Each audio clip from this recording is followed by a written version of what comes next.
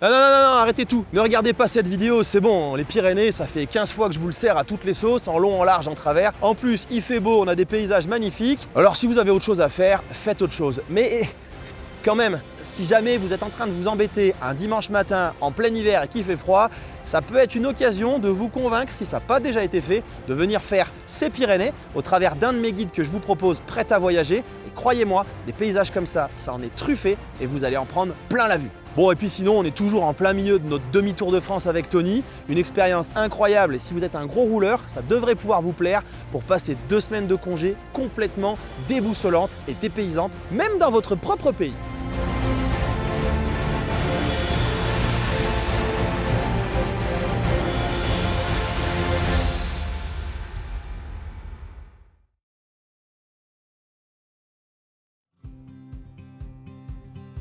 Rituel habituel du matin, vérification de l'état de la météo, puis petit-déj et nous serons prêts à voir, peut-être enfin, cette partie des Pyrénées. Et vous m'excuserez pour la voix cassée, je vais essayer de faire de mon mieux pour vous présenter cette incroyable nouvelle journée dans les Pyrénées qui vous attend. Bon, cette moto n'a pas de frein arrière, cette moto est un sèche-linge. On est bien, non? Là-bas, on a un mouton sale. Allez, on part pour un petit 281 km, il fait 8 degrés. Et il y a quelque chose de très spécial qui nous arrive aujourd'hui, si j'arrive à charger mon téléphone, oui. Pas d'humidité, et on risque de voir quelque chose dans les Pyrénées. Ça, c'est rare. Cette étape étant au pied des reliefs, la matinée démarre immédiatement dans les virages et les paysages typiques. Il ne faudra qu'une poignée de minutes pour que la magie opère et ici ils ont mis le paquet sur la poudre. Cette partie est splendide, et contre toute attente, de par sa verdure, elle pourrait rappeler le Pays Basque d'hier. Mais nous sommes bel et bien en plein cœur des Pyrénées, et si vous voulez les découvrir de la meilleure manière possible, et surtout de la plus simple, mon guide en aller-retour est disponible sur mon site et fait partie de vos préférés en 2025.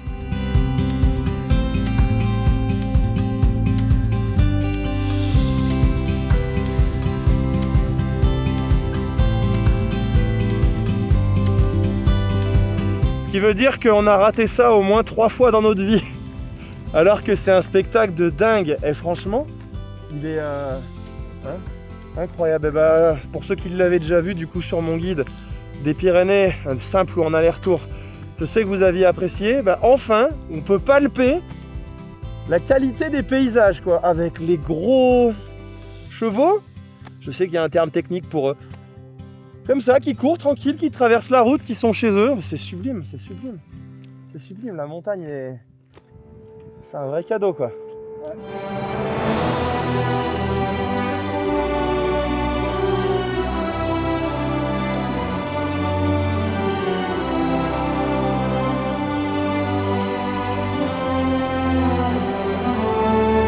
Bon, vous validez ou pas ce col et la chance qu'on a qu'il soit dégagé pour la première fois de notre vie. Franchement, là, avec Tony depuis tout à l'heure, on fait que se dire ça dans le casque, mais quelle chance on a, mais quelle chance on a.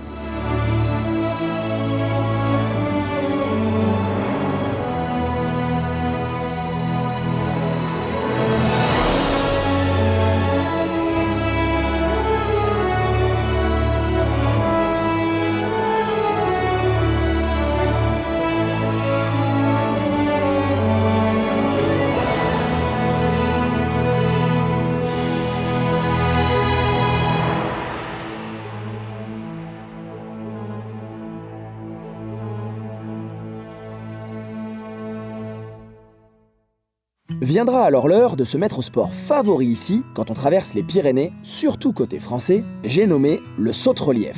On passe de col en col, avec des liaisons à chaque fois en vallée, parfois droites mais toujours belles.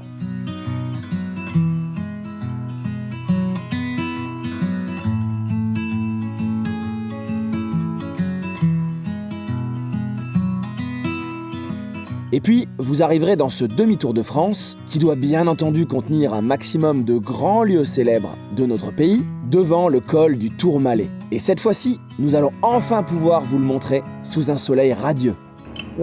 Comment qu'ils vont les carbus 1750 mètres, il en reste bien 300 à grimper. Je pense qu'en haut, ça va être... Écoute, moi ça va, hein, j'ai la même puissance que d'habitude. Ça fait beaucoup trop longtemps que je l'ai pas fait. Trop tentant là.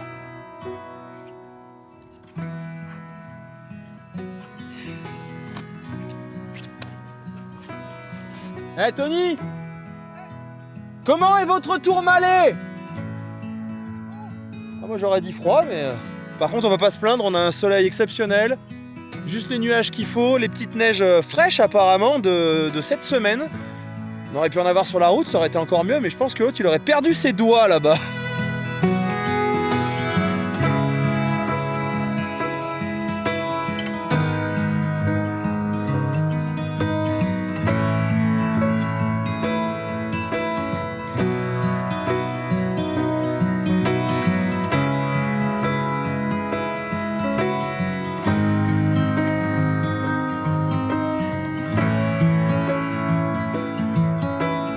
Rapide changement de gants, puisque je vais faire confiance au soleil pour une fois et nous mettrons le cap sur le sommet. L'ascension sera un vrai plaisir, presque rien que pour nous, sans cyclistes, ce qui est rare, le Tourmalet étant une étape mythique du Tour de France. D'ailleurs, si vous aussi vous préférez quand les cyclistes roulent bien gentiment à la queue leu-leu, histoire qu'on partage tous bien la voie, mettez-moi babouliné en commentaire. J'aimerais mesurer si je suis le seul à aimer partager l'espace public avec civisme. Oui, je sens que ça va générer des débats. Coucou tonton!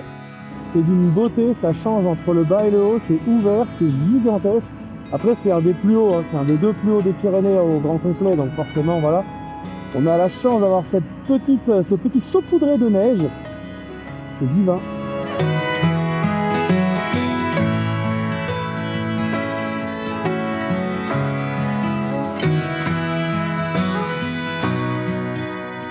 Une fois le col atteint, cette journée va devenir historique pour nous. Après 3 tentatives, nous allons enfin voir à quoi ressemble le Tourmalet sur son versant est. Non, tu t'es planté en fait.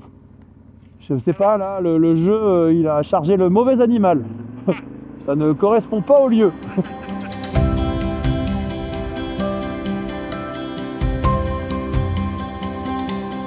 Et si vous avez bien suivi, ce qui vous attend ensuite après la redescente, c'est un tour en vallée et un nouveau col. Il sera moins haut et moins impressionnant, mais toujours aussi plaisant à enrouler à moto.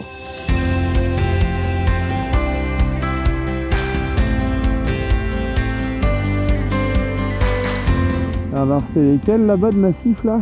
C'est les Pyrénées. Merci Tony. Je m'en doutais bien que c'était les Pyrénées. Je suppose que c'est pas la Chartreuse. Ils se sont tous fait raboter. Et ce col aussi sera une découverte pour nous après notre 3e passage. Je sais pas Tony, celui-là on l'a déjà vu par beau temps ou on l'a toujours vu que... tu le découvres aussi. Il m'a l'air pas mal. Quoi, on peut faire 4 fois les Pyrénées et avoir des découvertes à chaque fois. C'est un peu la magie, c'est la technique pour qu'on revienne en fait. Le prochain objectif est de filer tout en bas là-bas pour vous trouver un coin où manger. Ah, et en ce qui me concerne, sans oublier que je n'ai pas de frein arrière. Puisque si vous vous souvenez dans l'épisode précédent, ma durite a littéralement fondu sur mon pot d'échappement. C'est bon, on a trouvé le spot des motards, il y en a de partout. On va essayer de se taper une petite spécialité locale. Et comment on est là? On est bien. On est bien. Petite boutique locale, vue sur les motos et les montagnes. Pas mal. Après être bien rassasié, devinez ce qui vous attend. Bon je crois qu'on ne respectera pas la digestion cette fois aussi. Ça part directement, à mon avis, sur un col là-bas derrière. Alors, pour être tout à fait exact, et respecter la formule que je vous ai exposée tout à l'heure, ce sera d'abord une belle vallée encadrée de reliefs verdoyants, puis, effectivement, un col. Mais dites-moi, seriez-vous capable de vous en lasser? Et pour varier les plaisirs, ce col sera différent avec une montée douce et régulière qui enroule dans un tapis d'herbe. Bon, j'espère juste qu'en pleine digestion, vous garderez les yeux ouverts. Alors pour ceux qui ont suivi un petit peu les vidéos de l'aller-retour là dans les Pyrénées, je sais pas si vous vous rappelez, celui-là on l'a fait, mais il est peut-être plus beau dans ce sens-là. Bon, en même temps, de l'autre côté, on avait encore une fois eu pas de vue, donc et là il est vraiment très chouette comme ça. Et il n'a beau être qu'à 1563 mètres d'altitude, le cruel manque d'oxygène va s'en prendre à mon cerveau désorienté. Celui-là, c'est un peu comme un canard, c'est un col vert. Ah, et pour ceux du fond qui piquaient du nez tout à l'heure, si nous sommes sur la descente, c'est que pour la 10e fois au moins, une vallée vous tend les bras et un nouveau col. Oui, on dirait vraiment que je radote. Ces Pyrénées sont tout simplement magiques, une pépite gigantesque. Bon, mais celui-ci fait partie de mes 3 préférés. Et vu que ça monte, je n'ai pas à me soucier de l'absence de frein arrière. Donc, profitons au maximum de ce soleil rayonnant.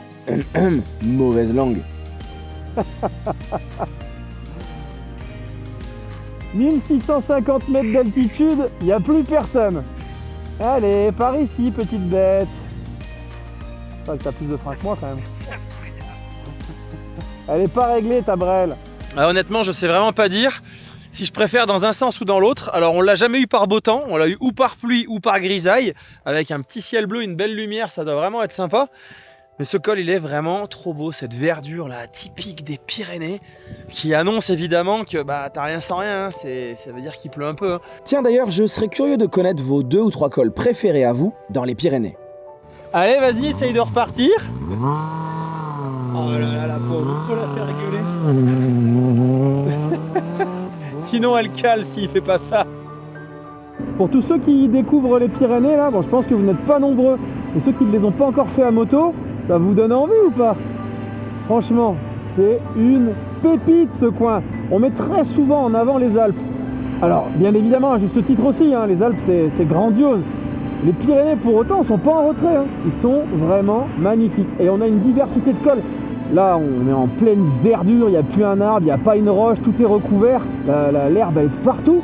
Alors que dans le Tourmalet, en haut, on voit de la roche, on voit, voilà, rien à voir. C'est grandiose. Bon, et puis Jean-Michel Point de Vue a encore frappé. Je vous rappelle qu'il n'y a pas de tout-terrain dans mes guides, seulement de la route. Mais ça m'attire dès que je vois une piste qui part dans les reliefs. Ça vous plaît le off-road? C'est quoi cette vue encore là?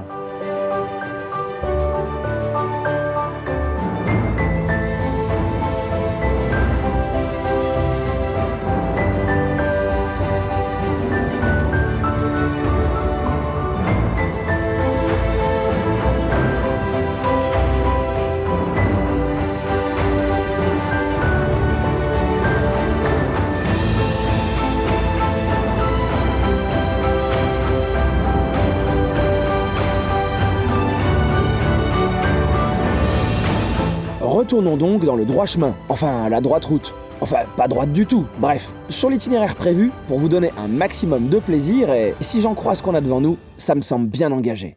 Tu te rappelles Tony qu'il y a 3 mois on était là avec les Espagnols qui nous bouchonnaient dans la brume, on voyait rien du tout, on voyait pas un mètre. Et là on découvre cette splendeur. C'est sublime là ce spot, mais les couleurs, et pourtant on n'a pas le meilleur moment je pense pour les couleurs. Mais entre les pierres, l'herbe, les arbres, il y a des feuillus, il y a un pauvre feuillu là-bas, il y en a quelques-uns. Les résineux, tout, c'est sublime, c'est sublime. On a vraiment l'impression d'être en train de traverser une sorte de parc, enfin c'est le cas, mais purement naturel. Et comme je l'ai déjà dit plusieurs fois, on a la chance, parce que je pense que c'est vraiment encore une chance, puisqu'on est en zone pastorale, donc les animaux ils sont libres, et on a le droit de passer au milieu. Enfin, faut en profiter et le respecter ça. Là c'est une dinguerie encore. Hein. Oh là là, c'est des fonds d'écran les endroits ici. Impossible de vous dire si je préfère ce col dans un sens ou dans l'autre. Dans tous les cas, il dégage quelque chose qui ne laissera personne insensible.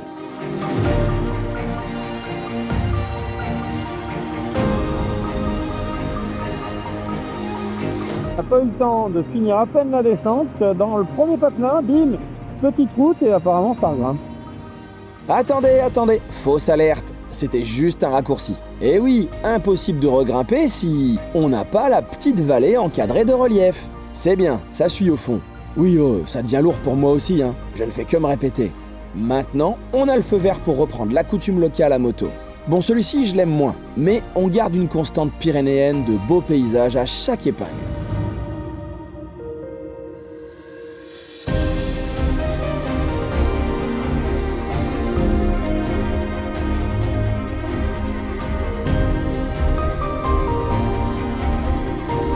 Et voici enfin l'exception qui confirme la règle. 2 cols l'un derrière l'autre, en direct, ce qui visiblement donne des envies de mettre du rythme au pixelmout.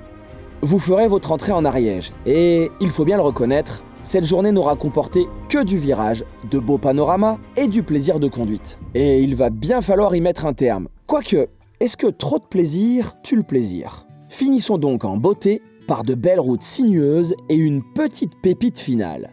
On part en petite randonnée. Non, quand même pas.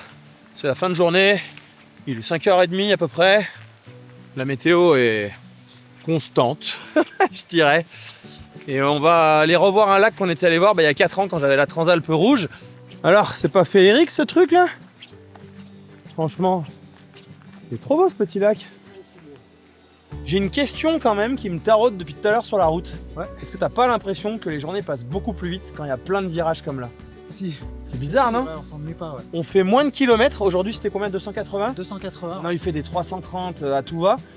Toute la partie, on va dire, après Bretagne, toutes les grosses journées qu'on a eues. Et j'ai l'impression qu'en fait, là, les journées passent beaucoup plus vite. Ouais. Alors qu'elles sont censées être plus fatigantes, puisque virage, épingle, descente, montée. Bizarre, hein? Si vous vivez la même chose des fois, je veux bien votre avis, mais moi j'ai l'impression que là, les 2 journées, là, les 2 dernières, Ah, mais c'est. Ouais. On aimerait qu'elle soit plus longue. oh non, je suis claqué moi. Je suis sec mon gars. Eh mais sérieux, j'avais même pas fait exprès, mais en fait là, c'est un spot de pub, tu sais, pour mon casque quoi. Avec le ADF 9000. Eh, j'avais pas déjà fait un truc comme ça Ah oui, c'était pour dire que mes lunettes, elles passent dedans. Elles passent toujours bien dedans, ça c'est vrai. Du coup, avec le ADF 9000, repoussez les limites et les frontières. Téléportez-vous dans un milieu féerique, verdoyant, avec des petits farfadets qui vont vous attaquer. Envelin! Ah! Quand je vous dis que je suis fatigué. Et je vous avais prévenu qu'il fallait pas la regarder cette vidéo de toute façon. Ouais, il est vraiment temps de clôturer cette journée. Enfin, je vous laisserai encore quelques virages, un col, de la brume, quoique ça c'est pour ma poisse. Puis un soupçon de point de vue, et là, vous pouvez terminer votre journée. Ah non, pardon, il manquait la petite route bucolique de fin de parcours. J'espère que ça reste une route parce que c'est de plus en plus petit là. C'est pas à 6h10 que j'avais envie de faire une piste non prévue. Oui, alors 6h10, pas pour vous, hein, mais pour les gars qui passent leur temps à faire des plans, du drone et j'en passe. On a demandé aux gens du village si on avait quand même une route qui nous amenait quelque part. Et oui, c'est l'ancienne route des charrettes. C'est parfait. C'est juste parfait. Oui, d'accord. On se rappelle. Voilà, on se rappelle que j'ai pas de frein arrière. Est-ce que ça passe en ZX6R là-bas derrière? Oh bah sans problème, tu me dis. Bon mais alors lui. Tout ça, enfin pour nous dans notre cas, tout ça pour continuer. Parce qu'en fait le relais motard il était là il y a même pas 1 kilomètre. Il est exceptionnel, super établissement, bonne bouffe, tout bien, mais il était complet. Ce qu'on va faire c'est qu'on va pousser un peu plus loin, à 10 minutes d'ici, une dizaine de minutes.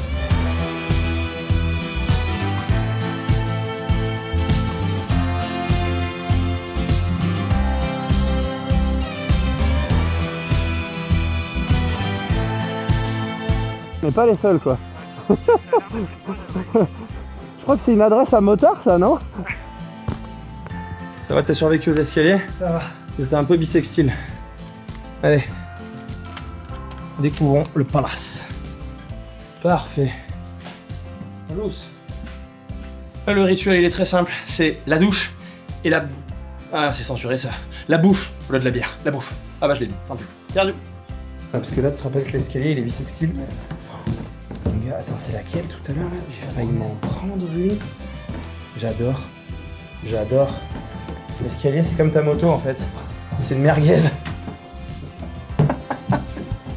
Je crois que c'est une journée qui se termine bien, ça, non? Ouais. Hein, allez, la tienne. Bon appétit. On l'a pas volé, celle-là. Avec ses tout petits yeux, là. C'est quoi? C'est que la ZX6R, ça fatigue ou c'est quoi? C'est que un demi-tour de France, ça fatigue un peu. Ah, voilà. Hein? Il en faut, hein? Il en faut. Bon, je suis le malin, mais je suis sec pareil. Hein. Et puis c'est surtout que fin septembre, là, on n'a pas eu la meilleure météo. Enfin, si, c'était correct, mais en fait, là, aujourd'hui, la plupart de la journée, elle était en dessous des 10 degrés. Et ça fait 3-4 jours qu'on est comme ça, vers les 12. Pas chaud. Ouais, pas chaud. Donc là, une bonne nuit, et demain, on attaque le 11e jour, et il nous en reste un deuxième, et on aura fini la boucle. Et pour nous, ça fera en tout 4600 bornes en 13 jours et des bananes. Et sur ces 2 derniers jours qui vous attendent, vous aurez l'occasion de découvrir un nouvel endroit incroyable des Pyrénées, mais aussi une région certainement sous-cotée de France par les motards, et j'ai nommé les Corbières. Et vous verrez que jusqu'au parc du Haut-Languedoc, ça donne très envie d'aller y passer un week-end. Merci d'avoir visionné cette vidéo. En ces temps difficiles, n'hésitez pas à la partager, à vous abonner, à ajouter votre pouce à tous les apprentis voyageurs. Bienvenue d'ailleurs aux nouveaux et on se retrouve dans la prochaine vidéo.